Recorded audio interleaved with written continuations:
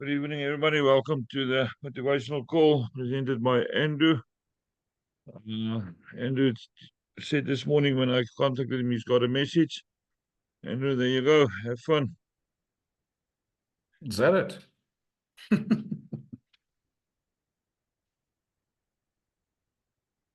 So I'm going to start off by reading something from Psalm 139. Because very often, in this journey of life, we wonder what it's all about. And we wonder, why are we here? And how significant am I? And do I fit in? Or am I where I'm meant to be? Or, what can I contribute? And, they have these questions that sort of go through our head constantly. And it is the battlefield of the mind. And we get lost sometimes in that battlefield. And sometimes we make this decision that we just need to isolate ourselves and be, in essence, an island and not connected to anyone or anything. And we just think, well, we'll make it through this life alone. But in Psalm 139, David writes from verse 13, and he says, "For you, God, created my inmost being. You knit me together in my mother's womb, and I praise you because I am fearfully and wonderfully made. Your works are wonderful. I know that full well. And my frame was not hidden from you when I was made in the secret place. When I was woven together in the depths of the earth, your eyes saw my unformed body, and all the days ordained for me were written in your book before even one of them came to be."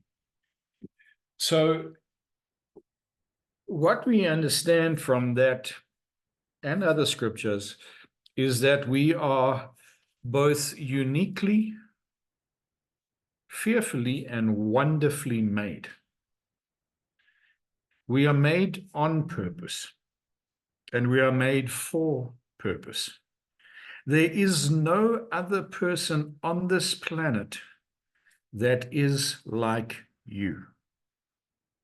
Maybe some similarities in character, maybe a doppelganger in looks, but there is no other person ever created in the history of this world that is like you. You are uniquely, you are perfectly, you are fearfully and wonderfully made, crafted by the hand of God himself. If you don't believe me, look right now at the palms of your hands and the tips of your fingers. And you see those little lines that run around the tips of your fingers, your fingerprints. That's the wrapping that God created for you. And there's no person in this world that has walked this earth and that will walk this earth that has exactly the same wrapping as you. That is how unique you are.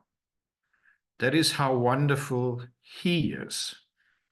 And that is how beautiful his process of creation is. You are uniquely and wonderfully made on purpose. What is that purpose?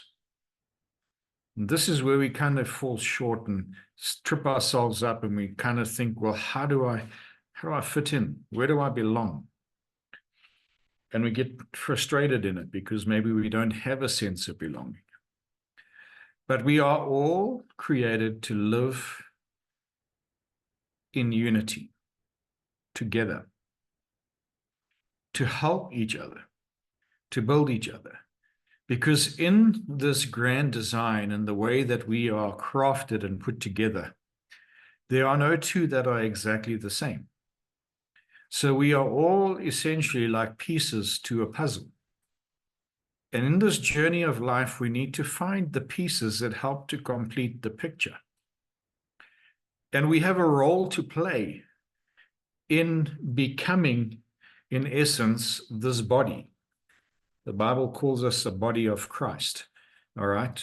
We belong together as parts in this body, or parts in this puzzle, to complete a picture. What that picture is, who knows?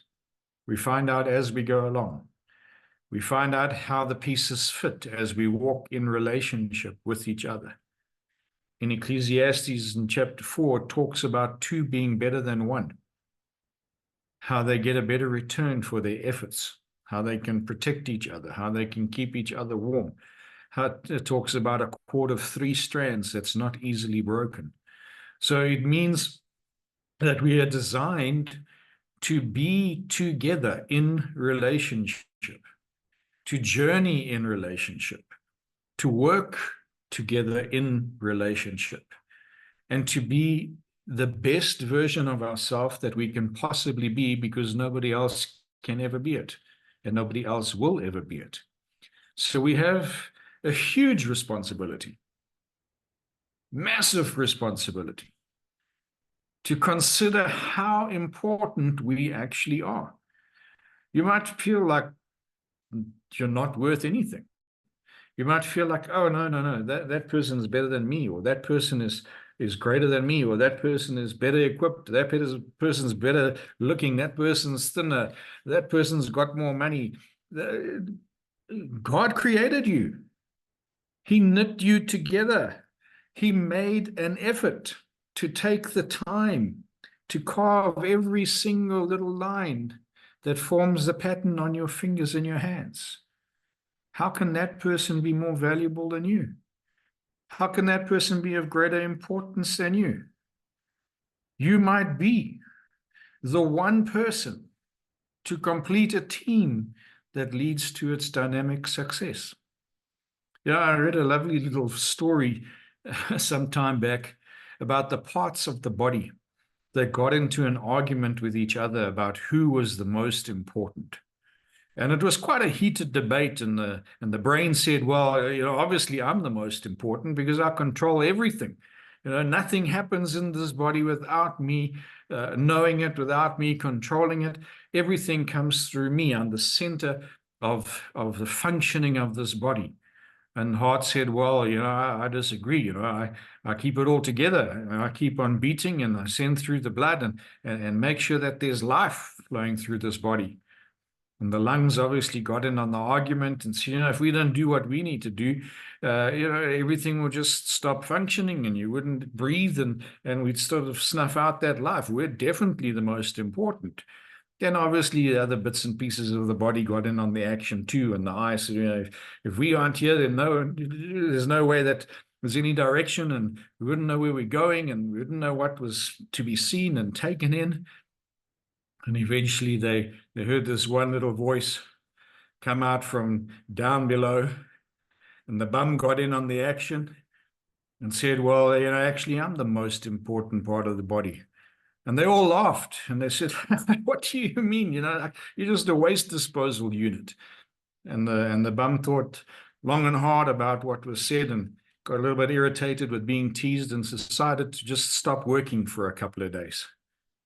And with the bum not working for a couple of days, the body started to become a little bit toxic, and suddenly things started shutting down and weren't functioning the way they were meant to function.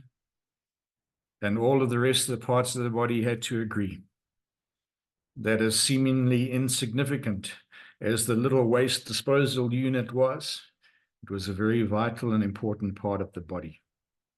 So it's important that we understand that we have a very significant role to play in being a team player. We might not necessarily know at first where we fit in, but we are needed. We are loved. We are cherished. We are created on purpose. If the only person that ever loved you is God, that's more than enough, am I right? But we are created to be apart. We are created to belong. We are created to function together. We are created to make sure that together we express love. That's God's primary goal.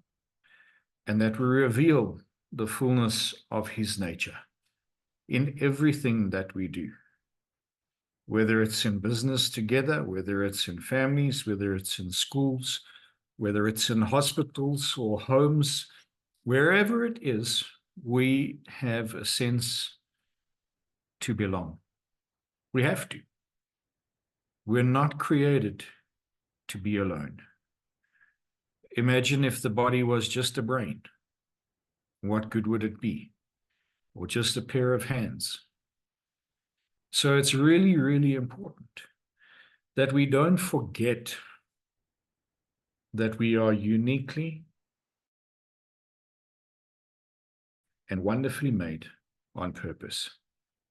And we have a responsibility to attach ourselves, to connect, to become a part. Don't isolate yourself. Don't think that you're alone. Don't think that nobody cares, because out there somebody is searching for a missing link. Somebody is searching for that next piece of the puzzle. So don't hide away, don't shy away. Put yourself in a position that you can find where you belong. At the end of the Gospel of John in chapter 21, there's a story about the miraculous catch of fish. That's after Jesus has been crucified, and he's actually risen from the dead, and he's still walking on this earth. And it's actually the third time that he appears to the disciples. But the disciples are out fishing on the water, and they've been out for quite some time, and they haven't caught anything. And Jesus is standing on the beach, and he shouts out to them, and he says to them, "Put your nets on the other side of the boat, and you'll catch some fish." So they do, and they don't recognize him at first. John recognizes him, and Peter is kind of persuaded by John's acceptance that that's Jesus on the shore. And Peter gets out of the boat and walks towards the shore. They weren't too far away from the shore. And when they get to the shore with this miraculous catch of fish, some of them realize it's Jesus, but he says to them, "Welcome, friends, come and have some breakfast with me." And he's already got the fire going, and there's already some fish on the fire. But Jesus says to them, "What have you got in your hands? Bring something that you have, and let us eat together." So if you break it down and you say, okay, he was the leader, he'd set up a situation, and there was already provision. He'd already been cooking. Why would he ask them to bring something that they had caught? Because it's of absolute importance that we realize that there's a part of us that is always needed. Always. And we have to give something of ourselves.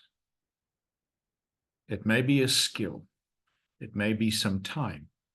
It may be the ability to just listen to people. It may be a great knowledge of Excel and creating spreadsheets. It may be having the ability to work with money. It may be you have the ability to cook good food. It may be that you just have the biggest arms and the biggest hands and can give the warmest hug. But you are needed. And in heading towards the close, in Exodus chapter 17, the Israelites get themselves into this tussle with the Amalekites, and they're tormented by these Amalekites, and Moses instructs Joshua to take some of the fighting men of Israel and to go into battle with these Amalekites. And they go into battle, and Moses says before they go out, he says, "I'll stand on the top of the hill, on the ridge, and I'll look over the battlefield and I'll raise the staff of the Lord. And they go out into battle, and Moses makes his way up to the top of the hill with Aaron and Hur. And the battle commences, and Moses has the staff raised above his head. And while the staff is up in the air, the Israelites are winning the battle. But as Moses' arms grow tired and the staff starts to drop, so they start to lose the battle. So they realize that something needs to be done. And as Moses is tiring and the staff keeps falling, and so the tide of the war keeps on turning, Aaron and Hur find a rock for him to sit on. And they stand on either side of him, one on his left and one on his right.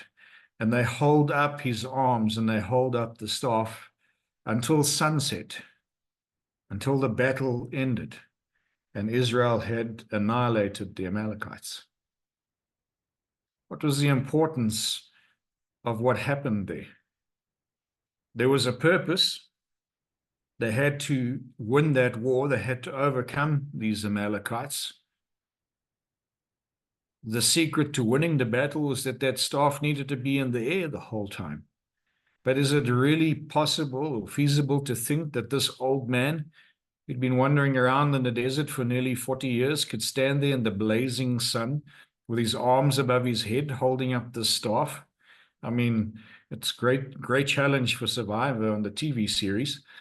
But Moses was kind of locked into this thing, because remember last week we spoke about words and the power of words? Moses was the one who said, I'll hold up the staff. God didn't instruct him to hold up the staff. He said it. He committed himself to it. All right. So that became the battle plan. There was something in that of significance. And as he was tiring, Aaron and Hur held up his hands, held up his arms, and they helped to secure the victory. But without Aaron and Hur, what would the outcome have been? Would the Israelites have been slaughtered? Who knows? But it was a commitment from Moses, and at the end of the day, it took 3 of them to hold up that staff. And God gave them the victory. Don't ever underestimate who you are and why you are here.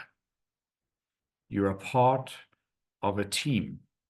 You're part of a family, and you belong. Find that sense of belonging. Know that you are important because God took the time to make you on purpose.